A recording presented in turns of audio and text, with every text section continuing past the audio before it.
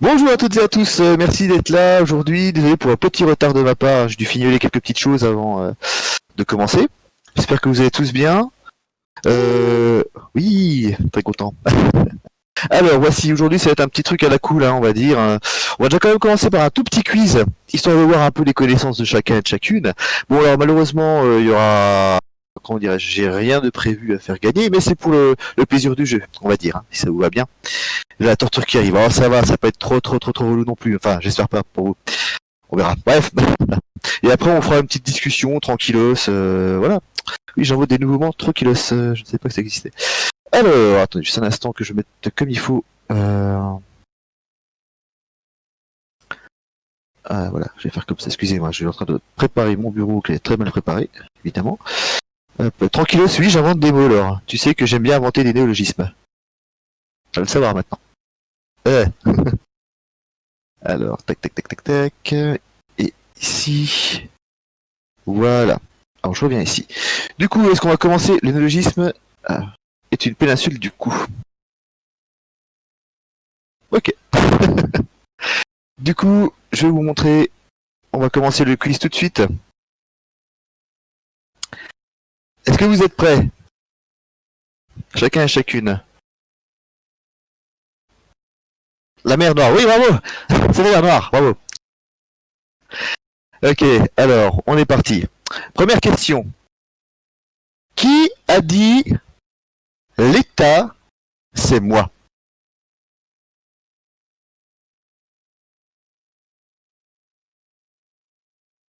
Ah bah Ben, t'es au bon endroit pour me voir. Faudrait juste que tu cliques sur espace conférence. Ah mais il m'entend pas peut-être, je suis con. Mélenchon, non, c'est pas Mélenchon. De Gaulle non plus. Ah ouais, tiens, c'est marrant, je pensais que j'en connaissais. Lui, Croix, V, Bâton. Alors, voilà, vous êtes tous tombés dans le piège, c'est magnifique. Eh bien non, c'est une phrase qu'on attribue à Louis XIV, mais il ne l'a jamais dite. Enfin, on pense qu'il n'a jamais dite. En réalité, donc là, je vais changer d'écran, tiens, hop, on va changer d'écran, changer de fenêtre. Ici. Voilà, tac. En réalité, donc notre petit Louis XIV qui est là n'a jamais prononcé cette phrase. Il s'agirait en fait, il s'appelait trop de toute façon, oui, pas Pétain non plus, Monsieur de la Fistule non plus, ni Stéphanie Monaco. Oui, c'est vrai qu'il est honnête. Il s'agit en fait de ce monsieur, Pierre-Édouard Lemontet, qui était donc, qui est né en 1762 et mort en 1826. Qui a été homme politique pendant la Révolution française, qui a été député au début de la Révolution, qui est né à Lyon, si je dis pas de bêtises, et il a écrit ceci dans son essai sur l'établissement monarchique de Louis XIV et sur les altérations qu'il éprouva pendant la vie de ce prince. Donc en gros, titre à rallonge comme on faisait à l'époque, hein, un livre qui date de 1818, et il dit donc ceci dans son livre: le Coran de la France fut contenu dans 4 syllabes et Louis XIV les prononça un jour: l'État, c'est moi. Or, les historiens n'ont jamais retrouvé une seule trace écrite de cette citation soi-disant attribuée à Louis XIV. En revanche, Louis XIV aurait dit juste avant de mourir, enfin il a parlé beaucoup avant de mourir, il aurait dit: je meurs, mais l'État demeurera toujours. Voilà. Est-ce que ça va? Est-ce que ça commence fort ou pas? Sobre, d'accord. La fameuse photo à honnête. Ok, ça marche. On continue. Deuxième question. Quelle était la taille de... Ah, c'est pas lui. Il est où? Il est là. Voilà, je me suis trompé, c'est pas grave. Quelle est la taille de ce monsieur, Napoléon?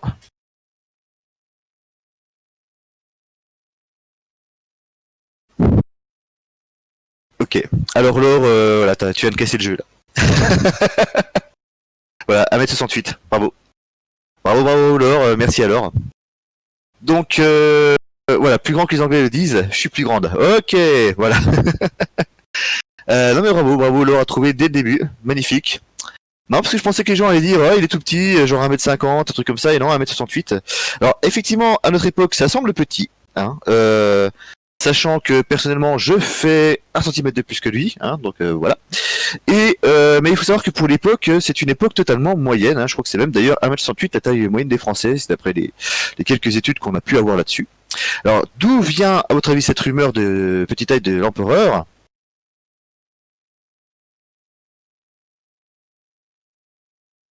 Les Anglais. Oui, alors principalement les Anglais, Napoléon le Petit. Alors Napoléon le Petit, c'est plutôt Napoléon III, je crois que c'est Victor Hugo qui le surnommé comme ça.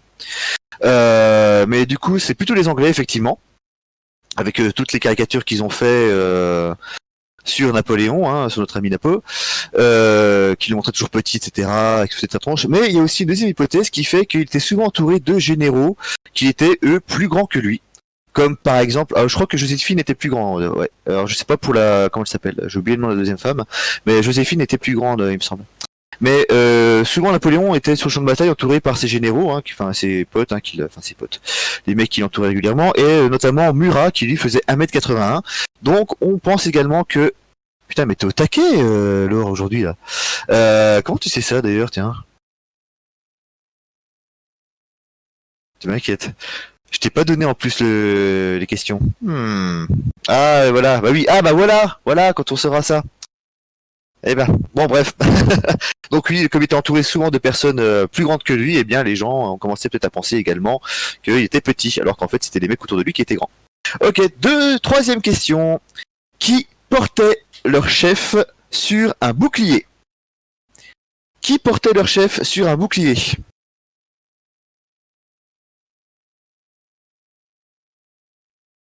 Alors, les Romains... Oula. Pas les Gaulois. Les Gaulois dans la BD, les Celtes, les Vikings. Ouais, je vous laisse encore un petit peu ramer. Personne. Les Mayas. Ça, je sais pas, les Mayas. Le pape. Je pense pas. Alors. Je laisse encore Monsieur Personne écrire. T'as pas entendu la question, on va la refaire. Qui portait leur chef sur un bouclier? Ah non, c'était pas les troubadours. Quoique les troubadours un peu bourrés, tu crois pas qu'il y aurait moyen à une époque qui mettent un bouclier et puis ouais non mais c'est cette chiant de à chaque fois voilà. Les Visigoths, ça tu sais. Ah ça va, tant pis, vous attendrez pour Napoléon. Du coup non, alors les Visigoths je ne sais pas. En revanche il s'agit des Francs. Donc effectivement comme l'a bien précisé Marg, ce ne sont pas les Gaulois, comme on le laissait croire souvent au XIXe siècle, ce qui a été repris par Astérix, mais c'était bien les Francs. Donc là j'ai changé. Voilà, vous avez ici un cavalier franc. Alors ça c'est plutôt de l'époque de Charlemagne, mais les francs plutôt à l'époque de Clovis. Donc qui portaient leur chef sur un bouclier. Voilà, voilà, voilà. Alors on va laisser encore pour faire plaisir à Thio cette photo pendant que je pose d'autres questions. Oui, le peuple. Pas la monnaie. Merci de le préciser, Laura. Pourquoi faire pour montrer que le mec était balèze. Qu'il l'avait choisi, il le mettait sur le bouclier puis il le portait quoi. Pour le rugby, effectivement, un peu de rugby. Alors, quatrième question maintenant. Un peu plus difficile, et celle-ci, je vous l'avoue, est basée sur mes connaissances, donc la réponse que je vais vous donner n'est peut-être pas totalement juste, mais on y va, on est là pour s'amuser. Donnez-moi un prénom actuel, je dis bien actuel, d'origine gauloise. Et quand je dis gaulois, je parle bien de la Gaule antique, donc pas de prénom breton, gallois, écossais ou irlandais. Vraiment un prénom actuel qui serait d'origine gauloise. Pas du tout François. Non plus. Jean Edern, c'est plutôt... Alors Jean, ça va plutôt être hébreu, et Edern, il me semble que c'est plutôt allemand. Rémi... Oh, bien Rémi. Bravo. Déjà un. Bravo l'autre, parce que j'ai complètement zappé Rémi, mais effectivement Rémi. Et il y en a encore un autre.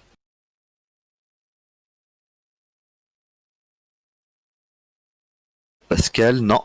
Pascal, c'est latin, je crois. Vincent non plus.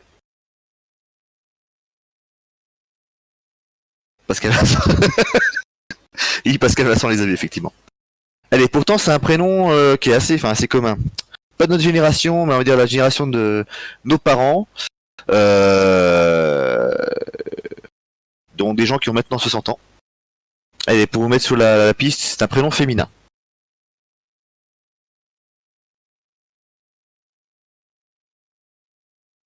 Non, pas Claude. Claude, c'est latin. Sylviane non plus. Non plus. Xao A12, non, ça c'est Goa'uld. Myriel, je ne connaissais pas ce prénom.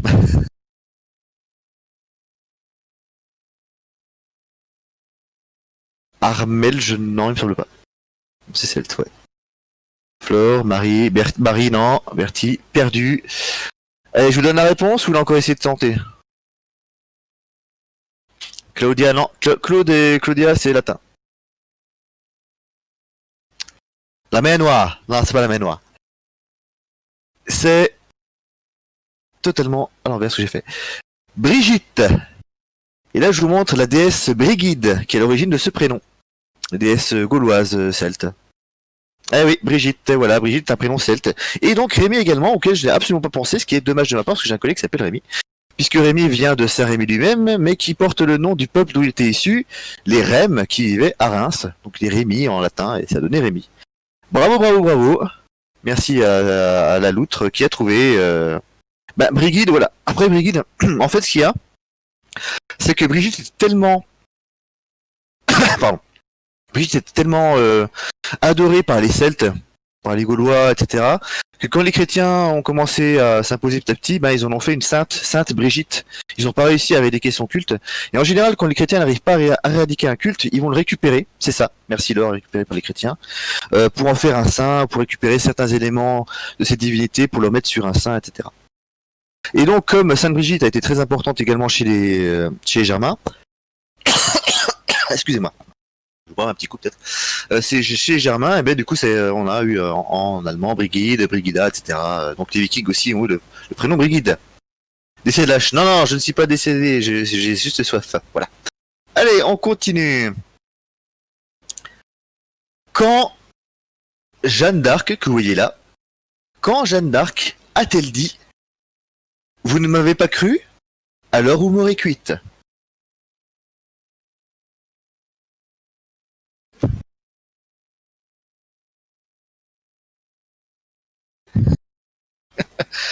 À mes cuissons. Faisait un barbecue avec l'abbé cochon. J'aime beaucoup à mes cuissons de Thio. Alors si on était dans un blanc manger coco, j'aurais choisi ta réponse, Thio, effectivement. Mais non, effectivement, elle ne l'a jamais dit. Hein. Bon, c'est une petite blague. En 2016 sur son Facebook également, Pitch, ouais, ça fonctionne aussi, effectivement. Alors, on continue. Qui aurait dit l'argent n'a pas d'odeur? C'est fait descendre. Bravo, bravo l'autre. Alors, aurait dit l'argent n'a pas d'odeur? Un empereur romain. Certes, alors lequel? À la taxe sur le caca. Pas Néron, on n'est pas loin.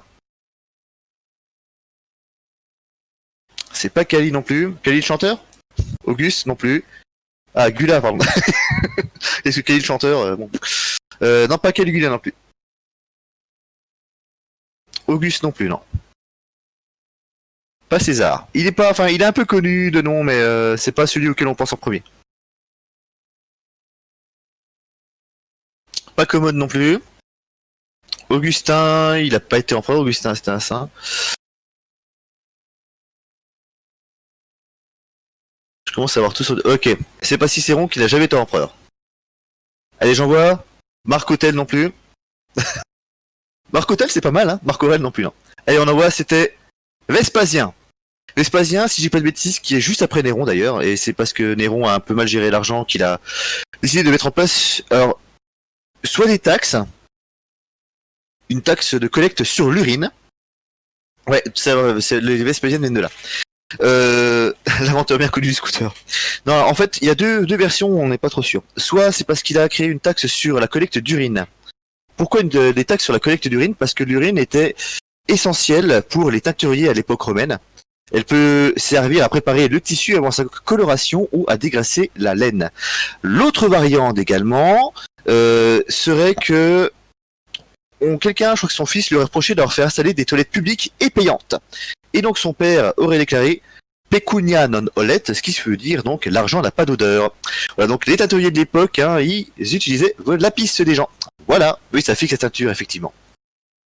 Effectivement, donc l'urine était très importante pour l'industrie textile. Maintenant, vous comprenez pourquoi il faut laver vos vêtements quand vous les achetez. Voilà. Alors, là, une question, c'est crade, oui. Une autre question, à votre avis, donc je vous ai mis la photo de cette femme. À quel peuple appartient cette femme?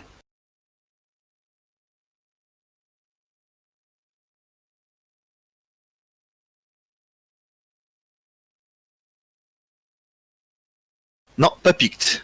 Pas Ouïghour.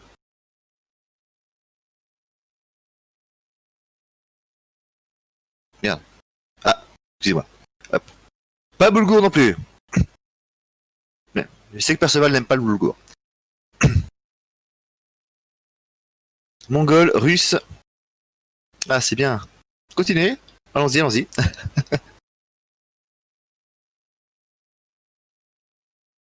Non, je dis c'est bien parce que ça va vous étonner, je pense, la réponse. Tatar de bœuf non plus, ottoman non plus. Allez, elle est issue d'un peuple qu'on a connu en Europe pendant les invasions barbares. Qui a trop souffert. Ah non, pas les 1. Iran non plus, 2 non plus, les 2 non plus. Ni les 3, hein, je vous rassure tout de suite. Pas facile celle-là. Hein.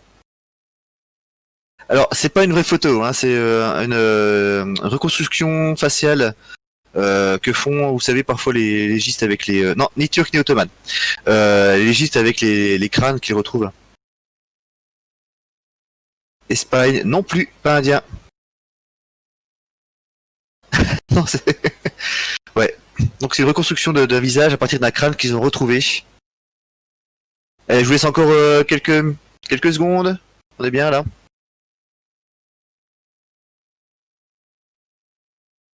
Non plus. Pas en Russie. Le peuple n'existe plus, mais leurs descendants sont toujours présents.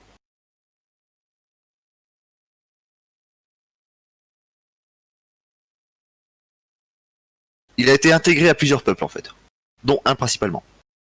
Les Cathares ne sont pas un peuple. Non plus, pas slave. Ah, vous séchez là. Hein. Allez, encore une réponse et puis je vous donne la bonne réponse.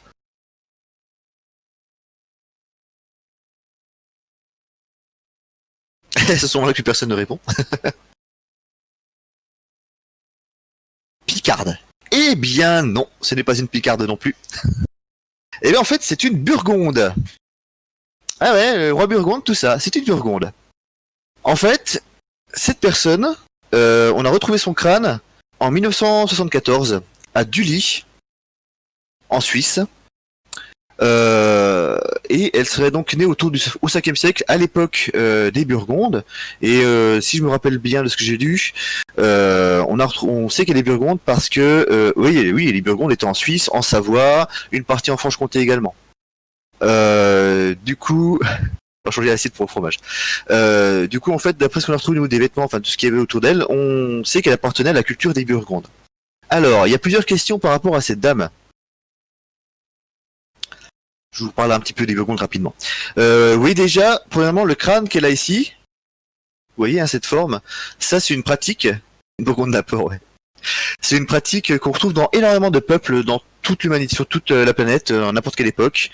Chez les Mayas, il me semble qu'en Égypte ils l'ont fait aussi également. Enfin bref, voilà, bandage du crâne, donc une déformation du crâne pour des besoins esthétiques tout simplement. C'est-à-dire qu'on vous serre le crâne quand vous êtes enfant pour donner cette forme à terme. C'est extraterrestre qui ont fait les pyramides. Effectivement, c'est ça, tout à fait. Bien sûr, Marc, oui. Et là où c'est très intéressant également par rapport à cette dame que vous avez vue, on s'est rendu compte qu'elle avait un visage quand même plutôt asiatique que germanique. Bah, simplement parce que on a déjà les Burgondes qui ont fait partie de plusieurs populations dites barbares qui sont venues à Rome, qui ont été invitées en fait dans l'Empire romain à s'installer dans plusieurs endroits, ce qu'ont fait les Burgondes, qui se sont mêlés également à d'autres peuples comme les Alains et ou les Sarmates. Alain, qui a d'ailleurs donné le prénom Alain, les Alains et Sarmates qui étaient des Eurasiens, donc peut-être déjà eux-mêmes mêlés avec des Asiatiques, et aussi ils ont un peu côtoyé les Huns pendant une époque, les Burgondes.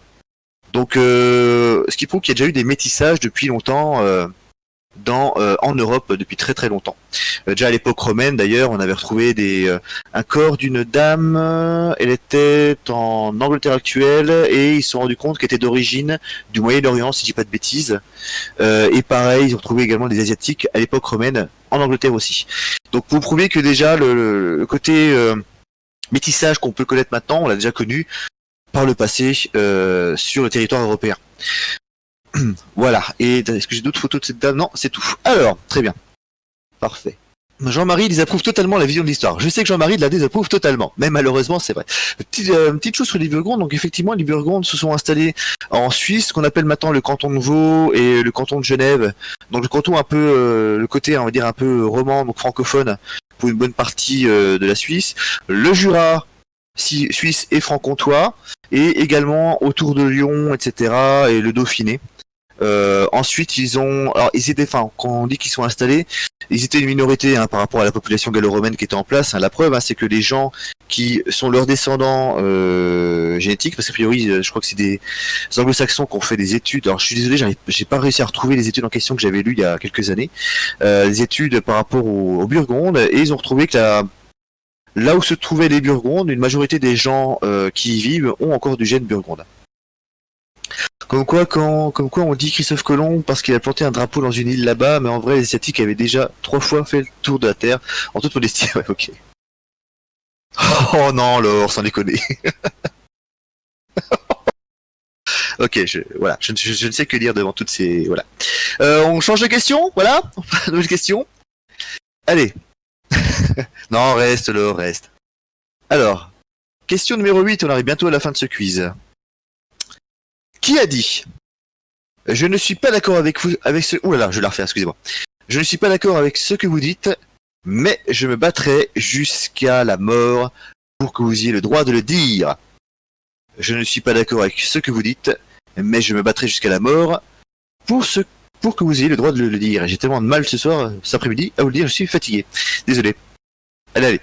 Ce serait un... On va plutôt partir sur de la philosophie ici.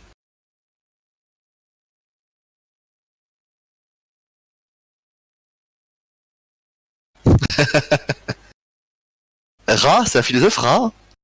C'était pas un dieu, ça? L'Égyptien, ça? Musso? Non, non, c'est pas Musso.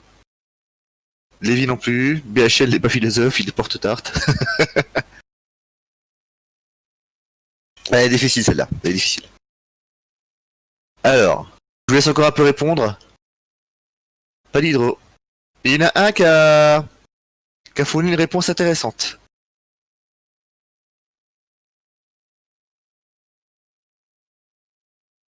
Pas Pascal non plus.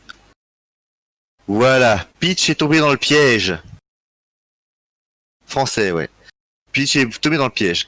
En fait, en fait, en réalité, c'est une phrase qu'on a souvent attribuée à Voltaire. Donc c'est pour ça que Thio, quand t'as marqué pas Voltaire, tu avais raison. Et c'est pour ça que je n'ai rien dit, parce que je voulais attendre que les gens répondent. Et c'est une phrase qu'on a longtemps attribuée à Voltaire. En fait, c'est pas du tout le cas. C'est une, alors je sais plus si c'est l'américaine ou anglaise. Evelyn Beatrice Hall, dans un livre qui s'appelle The Friends of Voltaire, qui a été publié en 1906. D'ailleurs, c'était pas son vrai nom qu'elle a utilisé.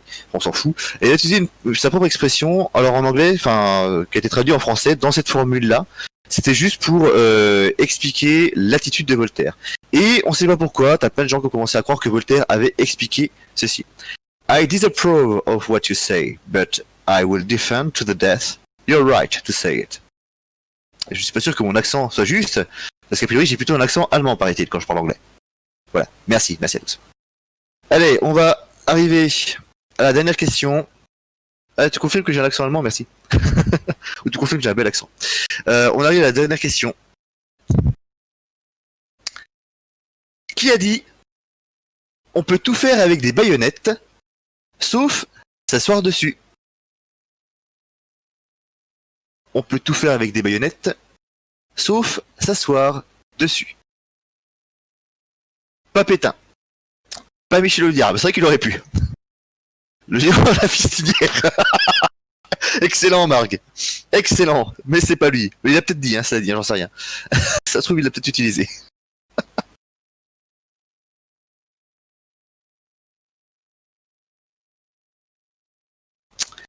Ah, Thio. Très intéressant, Thio. C'est pas Vlad. Parce que la baïonnette, je crois que la baïonnette n'existait pas encore à l'époque de Vlad. Mais ça aurait pu, effectivement. C'est pas Lafayette non plus. Thio est très proche.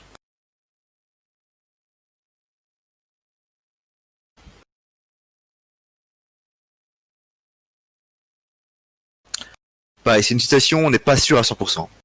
C'est pas un général. Quelqu'un qui a travaillé avec Napoléon. C'est pas Fichte non plus. Ouais, j'ai oublié de mettre la tête de Voltaire, excusez-moi, voilà, ça change du crâne. C'est pas Champollion, parce que je crois pas que Champollion a vraiment beaucoup travaillé avec Napoléon. Mais non, qui est beau, monsieur Arouet, oui.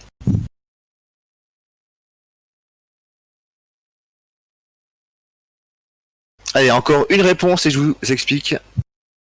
C'est pas Voltaire, toujours pas. Alors, en fait, c'est Talleyrand. Donc, qui a été ministre de Napoléon et qui s'est retourné contre Napoléon vers la fin. Et au moment du coup d'état de 18 Brumaire, donc c'est en 1799, quand Napoléon va prendre le pouvoir avec un coup d'état, qui a été approuvé en fait par une majorité de personnes d'ailleurs. Et d'ailleurs Talleyrand a participé au coup d'état en faveur de Napoléon. Il lui aurait dit, on peut tout faire avec des baïonnettes, sauf s'asseoir dessus. Dans le sens que la prise du pouvoir par l'armée doit être une solution transitoire. Dans le sens où une démocratie ne peut pas se passer d'autorité, mais une démocratie a quand même besoin aussi de pas avoir trop de force non plus, quoi. En gros, la force n'est pas le droit. Donc, de la part de Talleyrand, qui reste quand même un mec qui était d'origine noble, qui a été il était abbé, si je dis pas de bêtises, donc a une érudition énorme. J'ai toujours bien aimé cette phrase qui m'a toujours fait rigoler. Alors après, je dis quand il semblerait que ça vienne de Talleyrand, on n'est pas sûr à 100% dans le sens où certains attribuent à Napoléon, mais bon, il me semble plus logique que ce soit à Talleyrand. Voilà pour ce petit quiz, hein, comme durait une demi-heure, hein, je pensais que ça durerait pas aussi longtemps. Alors on va remettre... Où est-ce que je suis ? Je suis là, voilà. Tac. Voilà, vous revoyez ma tronche. Voilà. Donc du coup, voilà, une petite séance discussion si vous voulez qu'on parle de choses et d'autres, hein, faites tout plaisir de ce qu'on vient de voir. J'ai une question. Ouais. J'ai une question, une vraie question, hein, je vais intervenir, parce que je viens quand même de m'énerver un petit peu contre Talleyrand en disant que c'était une du congrès de Vienne. Qu'est-ce que tu penses, toi, de l'implication de Talleyrand pendant le congrès de Vienne? Alors, pour votre gouverne, le congrès de Vienne, c'est le moment où, quand John Michael Popol, oui, Napoléon, s'est fait c'est le moment où en fait les grandes puissances de l'Europe qui s'étaient fait quand même bien écraser la frate, encore une fois, ont décidé qu'il fallait repartager les territoires. Et qu'est-ce qu'on faisait de Popol? Donc Talleyrand évidemment a tourné la carte et le dos.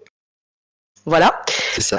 à Saint-Popol. Du coup, je suis pas objectif sur la question comme tu l'auras remarqué. Je vois ça. Voilà. Alors Talleyrand, écoute, bon techniquement parlant, moi non plus je suis pas un grand fan de Talleyrand personnellement, mais si je dois me mettre en mode historien, objectivement, je pense qu'il a fait ce qu'il devait faire dans le sens où c'est la deuxième défaite pour Napoléon en dire moins de 2 ans, et là est véritablement la dernière. Et du coup, je pense qu'il a essayé de sauver un peu les meubles en fait, parce que faut quand même se souvenir. Et là, ça me fait chier de dire ça parce que je suis quand même historien à la base sur la Révolution française, mais ça fait quand même depuis 1792 que la France est en guerre avec une bonne partie de l'Europe. Bon, pour être très court, hein, il y a eu des traités de paix, la guerre a repris, etc. D'ailleurs, il y a eu le traité de paix d'Amiens qui était si je dis pas de bêtises, en 1800. Merde, je crois que je dirais une connerie. 1806. Enfin bref, avec les Anglais, où on a une paix sur tout le territoire européen, mais qui n'a pas duré longtemps parce que les Anglais ont repris la guerre parce qu'ils n'étaient pas satisfaits du truc. Donc il faut bien comprendre que les puissances en avaient un petit peu marre de voir la France toujours en train de péter la gueule à tout le monde et qui voulaient dépecer la France encore plus que ça.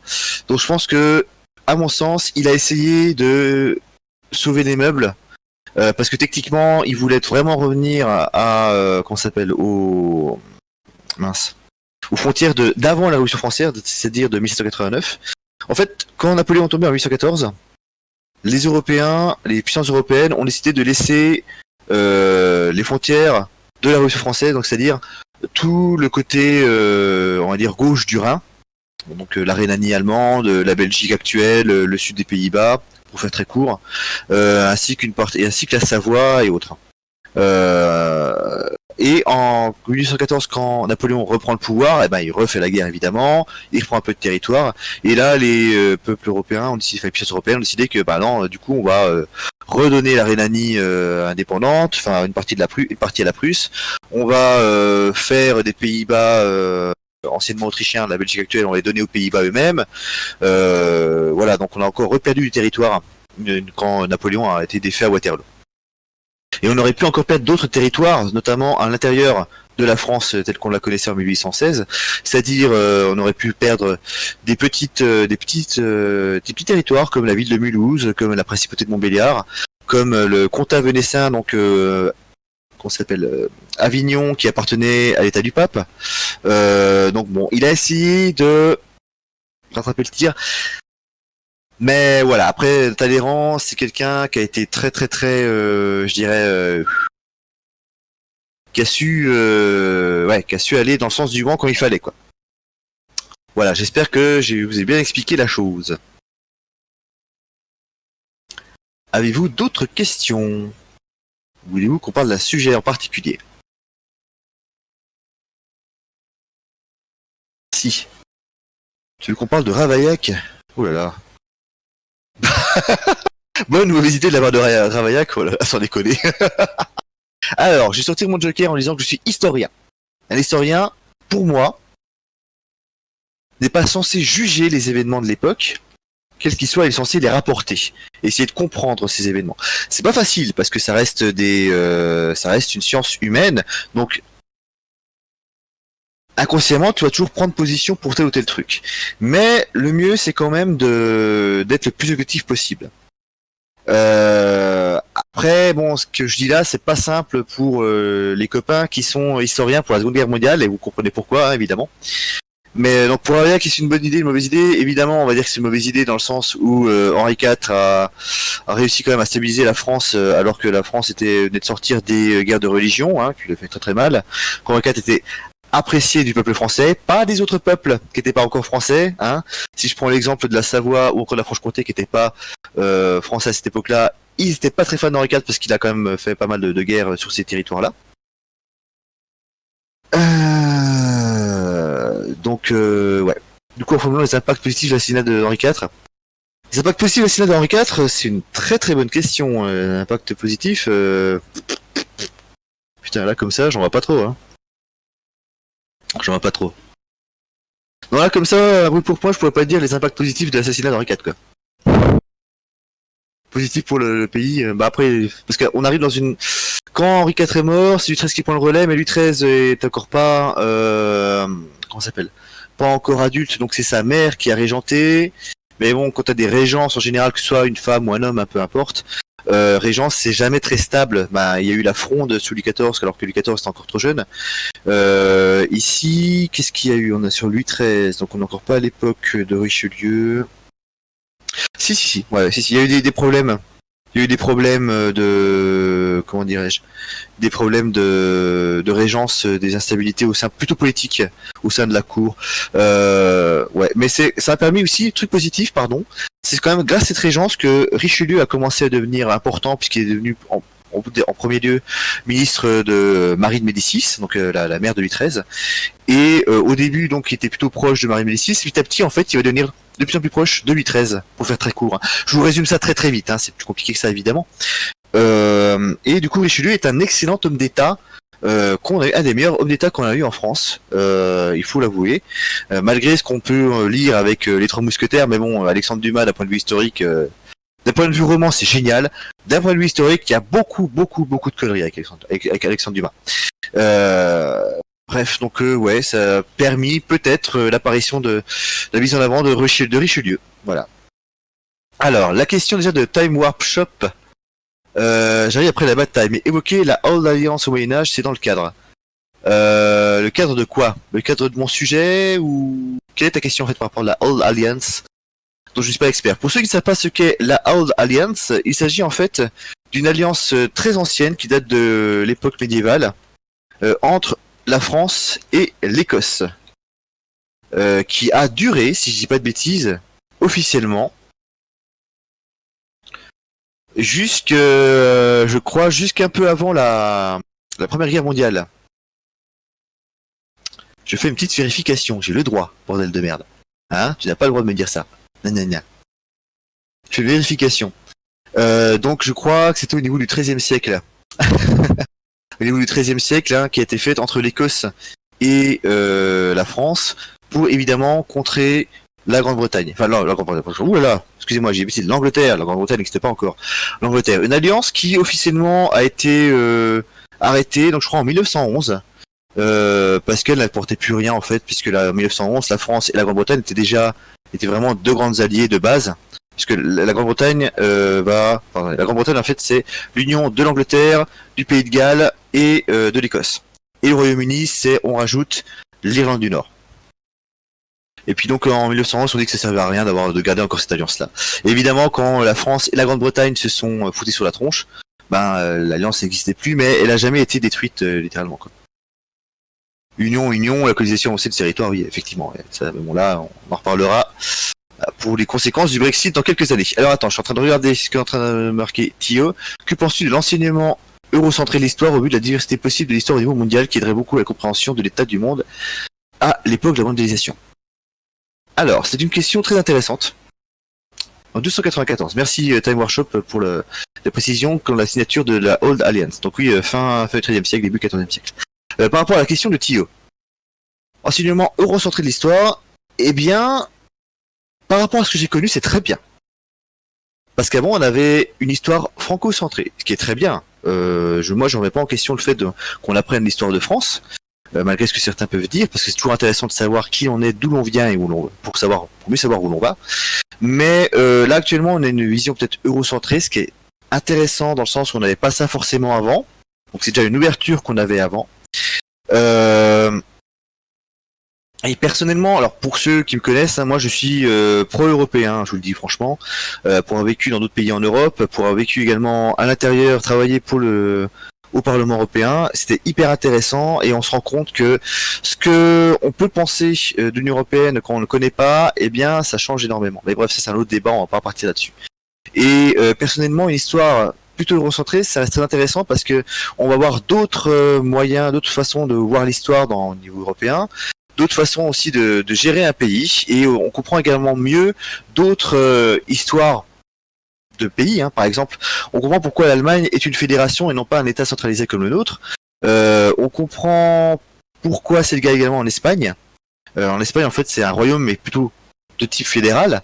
Un royaume, c'est une monarchie parlementaire, mais de type fédéral, en gros, hein, pour faire très court, puisque on a des gouvernements régionaux, donc c'est, comment ils appellent ça déjà en Espagne, c'est... J'ai oublié le titre exact, qui ont assez d'autonomie au niveau de ces régions. Les Länder allemands qui sont évidemment une fédération, la Belgique également qui est une fédération, hein, pour faire très court, et ça s'explique par l'histoire de ces pays, par la culture même de ces pays, puisque l'Espagne n'a jamais eu un pouvoir centralisé, par exemple.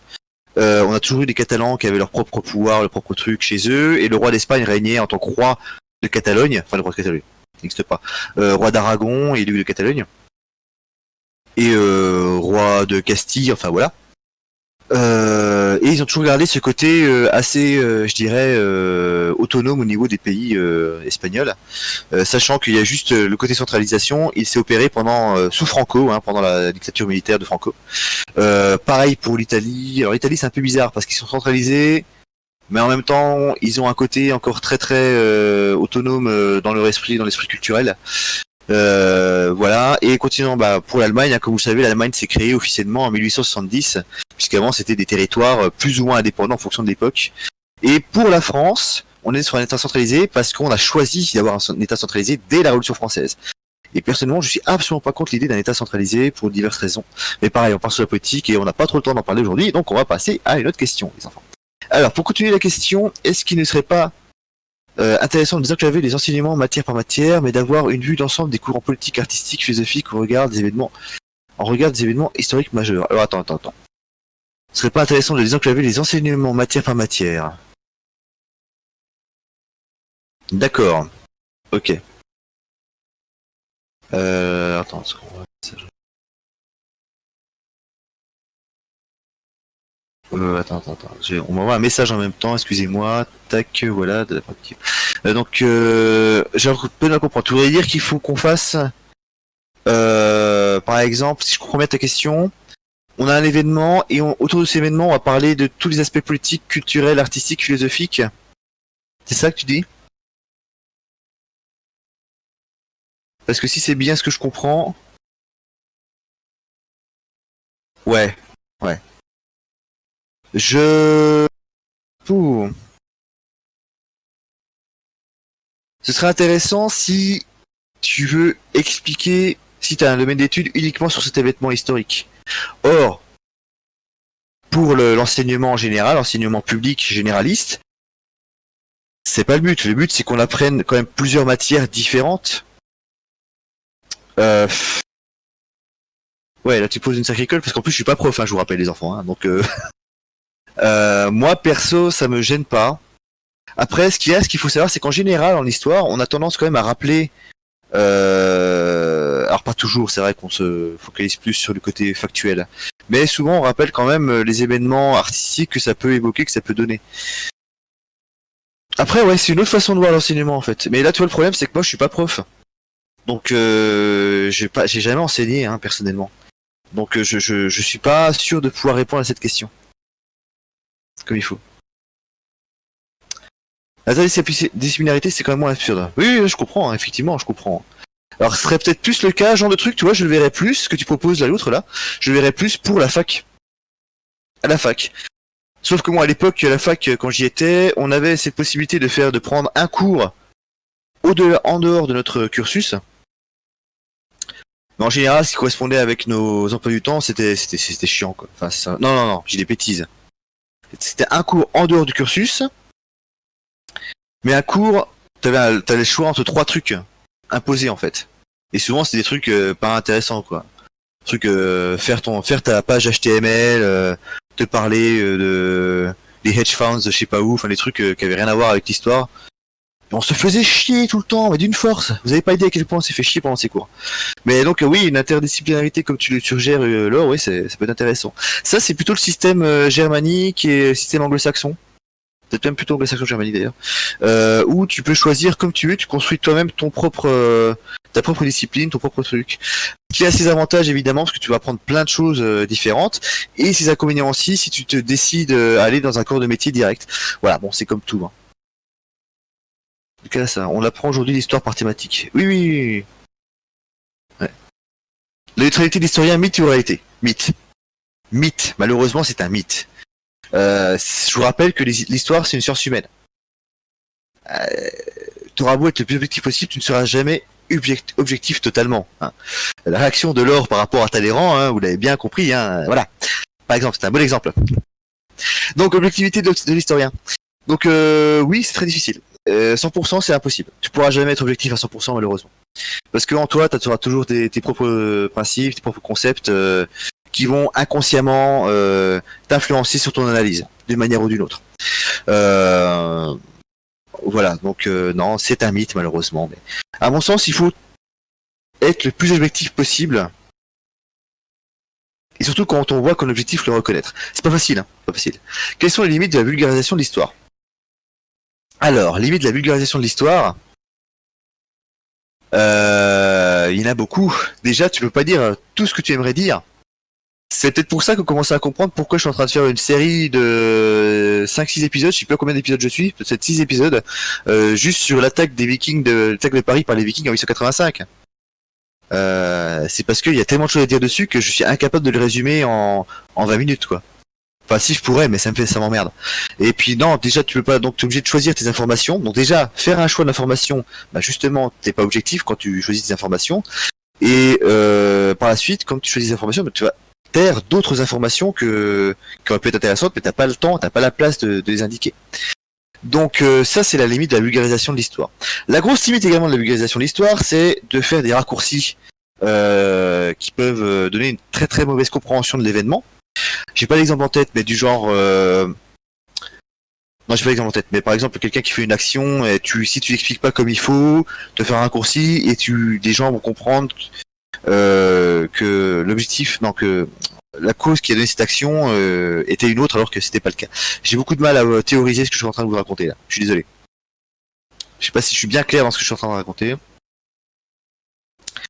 Il faut également avouer que comme j'ai eu des choses à faire juste avant et que j'étais un peu parti autre part, j'ai pas eu le temps de manger, donc ça doit se sentir. L'interprétation des sources regarde la pensée dominante de l'époque de l'histoire. Comment éviter les pièges et les biais. putain, tu pars sur des questions de ouf, mon ami, là. Il reste combien de temps? Ok, chacun son tour. Bah, l'interprétation des sources, les sources, faut les relire à chaque fois, à chaque nouvelle époque. Parce que justement, qu'on est influencé par notre propre époque, on verra pas forcément les mêmes choses dans une source que nos ancêtres ont vu, et c'est ce qu'on appelle l'historiographie. L'historiographie, c'est l'histoire de l'histoire, c'est expliquer quel courant de pensée a eu l'histoire à telle époque, à tel moment. L'histoire, telle qu'on la voyait au XIXe siècle, n'est plus la même que telle qu'on la voit maintenant. L'histoire du XIXe siècle est plus dans son, voilà, les jeux de contexte, dans son, est plus imbriqué dans le contexte, dans sa création. Au XIXe siècle, on est dans l'époque des États-nations. Jules Michelet, oui, ça crée Jules Michelet, alors. On est plutôt dans l'époque des États-nations, par exemple, donc on va avoir plutôt tendance à avoir une histoire bloquée au niveau de la nation elle-même. Maintenant, on est au XXIe siècle, on est dans un monde actuellement qui est très ouvert sur d'autres aspects, donc on remet en cause cette histoire d'un roman national. Et moi, pour donner également mon point de vue sur cette histoire de débat roman national par roman national, je trouve que c'est un débat qui ne devrait pas avoir lieu, c'est un faux débat à mon sens, parce que là on parle plus vraiment de l'histoire en général, on a un affrontement entre des gens qui sont à droite et des gens qui sont à gauche. Point. Et ce débat du roman national a l'air plutôt pour moi d'être un champ de bataille plutôt de politiciens que vraiment d'historiens. Alors, pourquoi est-ce qu'on parle toujours des grands faits, des grands hommes, mais qu'on n'a pas vraiment d'idée de comment les gens vivaient à l'époque? Pourtant, c'est quand même la majorité des gens. Est-ce que l'histoire, ça doit nécessairement être la photo d'une élite et non pas d'une réalité plus terre à terre? Alors ça, effectivement, on a longtemps eu cette vision de l'histoire. Mais depuis, si je dis pas de bêtises, 40 ans, 50 ans, peut-être même 60 ans, même plus, hein, même la partie après la Seconde Guerre mondiale, je crois. Même avant, il me semble. Les historiens ont commencé à s'intéresser aux mentalités, aux gens eux-mêmes, aux petites gens. Donc à être un peu moins intéressé par l'histoire factuelle, par l'histoire des grands hommes. Et là, d'un point de vue académique, universitaire, on est dans une époque qui privilégie plutôt, je parle universitaire, je parle pas du grand public, hein, au niveau universitaire, qui privilégie plutôt l'étude des gens, l'étude des populations, l'étude d'un corps de métier, d'une partie de la population. Donc là, on est vraiment en train de faire ça depuis 60 ans au niveau études universitaires. Au niveau grand public, eh ben, c'est encore différent. C'est encore différent. On n'est encore pas dans cette optique. Ben, parce que aussi la majorité du public reste quand même attaché à avoir des figures, à ce qu'on lui raconte une histoire littéralement. Et pour raconter une histoire, c'est quand même plus facile d'avoir une personne dont on connaît l'aventure, comme un Napoléon, que de raconter la vie de Jean-Pierre, qui était menuisier dans un petit village de Haute-Savoie au XVIIIe siècle, quoi. Même si on a quand même maintenant de plus en plus de documentaires qui parlent de ce genre de choses. Il y a eu récemment au niveau des bouquins comment il s'appelle ce livre? Je sais plus. Ils ont fait une étude en fait. C'était un mec, je crois, à la fin du XIXe siècle, qui était menuisier ou charpentier, je sais plus, qui était en train de faire une baraque pour un de ses voisins, enfin un des gars du village, et il a écrit en fait sous les planches qu'il mettait, il a écrit tout ce qui se passait dans le village. Et on a redécouvert ça, je sais plus, genre il y a peut-être 10 ans ou 20 ans, je sais plus quand. Donc du coup, tu as tout un pan du village qui a été retrouvé et qui a été expliqué par le menuisier, par le charpentier, qui a tout écrit. Donc ça c'est super intéressant, et t'as eu un bouquin qui a été fait dessus, qui s'est bien vendu en plus à l'époque, j'étais encore libraire, occupé d'histoire, enfin libraire en histoire, qui s'est très bien vendu à l'époque quoi. C'était vachement intéressant. Après, l'autre réponse que je peux te donner, par rapport au fait qu'on connaît beaucoup mieux les grands hommes, enfin les grands hommes et les grandes femmes qui ont fait entre guillemets l'histoire, enfin les grands noms de l'histoire du monde qu'on connaît, c'est aussi parce que la majorité des sources sur lesquelles on se base parlent de ces personnes. Et c'est celle qu'on les connaît le mieux en fait. Hein. Donc t'as ça aussi qui fait que on a pour l'histoire tendance à plus voir les grands personnages entre guillemets que les gens du commun. Mais ça change, hein, petit à petit ça change depuis 60 ans, que ce soit pour l'époque actuelle, enfin l'époque industrielle, que ce soit pour l'époque moderne, à l'époque médiévale, même l'époque antique, avec surtout au niveau archéologique, on fait énormément de progrès. On a fait énormément de progrès sur la vie quotidienne en Grèce, à Rome. Enfin, il y a énormément de choses qui ont changé depuis. Alors, il y a de quoi dire en ce moment avec les bounages de statues. Effectivement, Ben, je suis en train de rattraper les questions. Parce que excuse-moi, mais je crois que maintenant je parle à Haute-Savoie, c'est parce que je pense que il me semble que le mec était en Haute-Savoie, l'histoire du charpentier qui a fait ces planches là. Oui, on verra comment les gens évoluent, la loutre, on verra. Alors, on a encore 5 minutes ou pas là pour une dernière question? Ouais.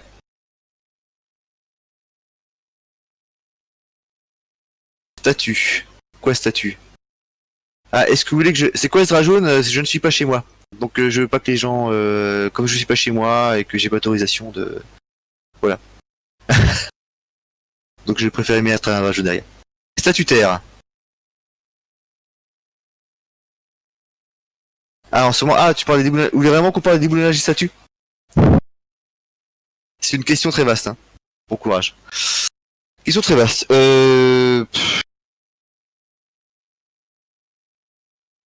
Ouais, ça va être dur en 5 minutes. Pour moi, c'est au cas par cas. C'est au cas par cas. Par rapport à Colbert, le fameux Colbert, c'est pas facile, mais la chose qu'il faut savoir, c'est que c'est pas lui qui l'a écrit, qui l'a codifié, c'est son fils. Donc voilà. Est-ce que on peut vraiment ouais, sinon on peut en débattre demain au pire. Mais là, je vais quand même tenter de répondre un peu rapidement. Est-ce qu'on peut accuser, est-ce qu'on peut condamner le père pour les agissements du fils? Et inversement, est-ce qu'on peut condamner le fils pour les agissements du père? C'est voilà, c'est non en général. Après, le problème, c'est que comme beaucoup ont dit, oui, ça a marché pour Dieu et Jésus. Oui, mais je ne suis pas, tu n'as pas de chance, je ne suis pas chrétien. Donc je m'en fous. Du coup, mais comme l'on dit, il faut recontextualiser les choses, recontextualiser les époques, les gens. Par rapport à ces histoires de statut, c'est surtout par rapport à l'esclavage. Mais l'esclavage, c'est un débat tellement vaste et tellement glissant pour que je vous en parle comme ça. En fait, on doit plutôt parler du devoir de mémoire. L'historien est là pour recueillir la mémoire, à mon sens, c'est comme ça que j'entends. L'historien est là pour raconter la mémoire, l'expliquer, rechercher les trucs et la réexpliquer, pour que les gens comprennent ce qui s'est passé. Parce qu'on a besoin de mémoire. En tant qu'être humain, parce que sans mémoire, on sait pas ce qu'on doit faire et ce qu'on ne doit pas faire, mais également en tant que peuple ou civilisation ou nation, peu importe le mot que vous cherchez. Parce qu'avec la mémoire, on peut tirer des leçons et essayer d'éviter les mêmes erreurs que le passé, qu'on a fait par le passé. Bon, malheureusement, ça marche pas tout le temps, hein. On le voit actuellement et on l'a déjà vu autrefois. Donc l'historien est là, lui, à mon sens, pour expliquer ce qui s'est passé, raconter et mettre en contexte. La mémoire, c'est différent. Avoir un devoir de mémoire pour un peuple, une population, quelle qu'elle soit, c'est se rappeler des gens qui ont disparu, qui ont été blessés ou tués pendant des heures mauvaises, ou des bonnes choses, se rappeler également des bonnes choses. Là où moi je suis très très très déçu par rapport à ces histoires de déboulonnage et de choses au niveau du racisme et autres actuellement, c'est depuis quelques temps on est en train de s'américaniser par rapport à telle ou telle chose, notamment le débat qu'on a actuellement au niveau des déboulonnages statut de l'esclavage, c'est un débat à la base qui vient des États-Unis. Donc dans le contexte américain qui est totalement différent du nôtre, qu'on est en train de récupérer malgré nous actuellement. Et c'est un débat qu'il faut qu'on ait de toute façon par rapport à l'esclavage, je suis d'accord. Mais là, on est sur un filtre plutôt américain, à mon sens, tel que je l'entends actuellement. Et ce qui est très dommage, c'est qu'on oublie que l'histoire française a vu des personnages de premier plan, et ça, c'est la faute des historiens, d'une partie des historiens, l'historiographie, mais également des médias. Mais on a eu des personnages importants au premier plan, qui n'étaient pas de couleur blanche. On a eu, par exemple, des généraux de la Révolution française qui étaient noirs, tout ça à l'ouverture, par exemple, qui lui est devenu ensuite président d'Haïti, qui s'est fighté avec Napoléon et qui a perdu par rapport à Napoléon, entre guillemets, je trouve ça très court. Hein. On a eu le père d'Alexandre Dumas, qui était un métis. On a eu un maire de Paris en 1800, je sais plus, dans les années 1890, qui était noir, qui était maire de Paris. On a eu un président du Sénat dans les années 50, qui était noir aussi. Donc il y a eu des choses qui à l'époque aux États-Unis n'existaient pas. Et ce genre de choses, malheureusement, on en parle très peu. Et évidemment, les choses qui ne vont pas, il faut en parler. Mais on est dans une époque où on préfère parler des choses qui ne vont pas et très peu des choses qui vont. Alors, malgré les esclaves américains, ils faisaient quand même partie de la traite des Noirs qui démarre en Europe. Oui, oui. Il y a quand même un sacré lien. Ah, mais tout à fait, je suis d'accord qu'il y a un lien. Il n'y a aucun problème là-dessus. On est d'accord, il faut qu'on parle de ça. Mais le problème, c'est qu'on est en train de parler de ce débat avec des yeux, non pas d'Européens, mais d'Américains. Alors, on n'est pas Américains. Enfin, c'est comme ça que j'ai l'impression que les gens le voient. Mais là, vous voyez, c'est un débat qui est quand même pas facile du tout. Alors ça, je savais pas, Thio. Je savais pas. Vous avez, ok, vous m'en voulez d'avoir posé des questions, d'avoir fait un quiz, que vous me posez des questions comme ça, là, ou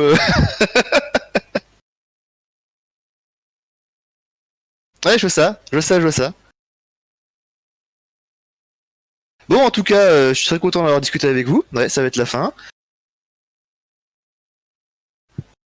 On transcrit nos problèmes de société dans l'histoire. Et là, c'est quand ça pose des problèmes. Oui, je suis d'accord avec toi, Ben.